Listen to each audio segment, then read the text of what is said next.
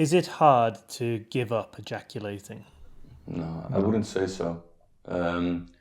It's a bit strange at first because you have this reflex of when it gets really horny to get rid of that the horniness through ejaculation. But after a few days already, it's just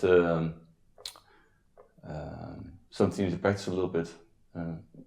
After a few days, it was the new way to do it for me. So yeah, I wouldn't say it's hard.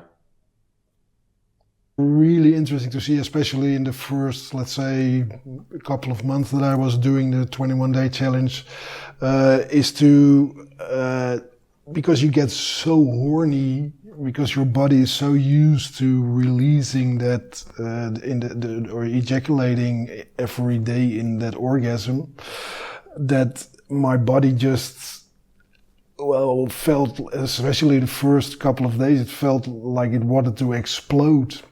And then those little voices in my head just started to talk like me. Maybe it's a good idea to just have one little peak orgasm just to get that really horny feeling, so that will make it easier to move on afterwards and stuff like that. And that for me, that was the biggest challenge, to not give in to those little voices and think, whatever, let's fuck it. And the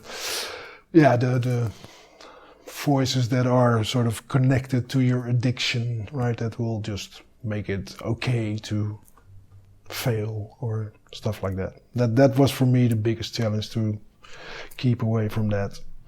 And what also really helped me is to really communicate with my partner about the troubles I had.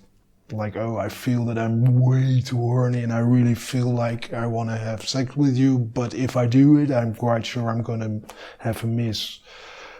And so that's I can imagine that for a lot of guys that it's sort of hard to tell your partner or your date that you were not able to fuck them because, so it requires from from both ways some help for each other, so that you know where your partner is at, etc., etc. So that's also important.